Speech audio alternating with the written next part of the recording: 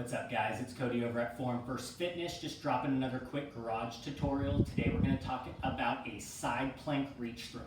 So we're going to get in that side plank position where I'm pressing my elbow firmly into the ground. I am pressing my pinky down in this fist position, and I'm going to try to focus on having my shoulder directly over my elbow.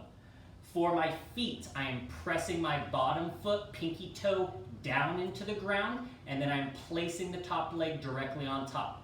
From here, I'm going to push my hips up, and I'm going to open up my chest so it's nice and broad, pointed more towards the sky. From here, I'm going to have a circular motion. I'm going to drop my arm and reach through the opening that I've created with this side plank, and then I'm going to open it back up, nice broad chest, hand to sky.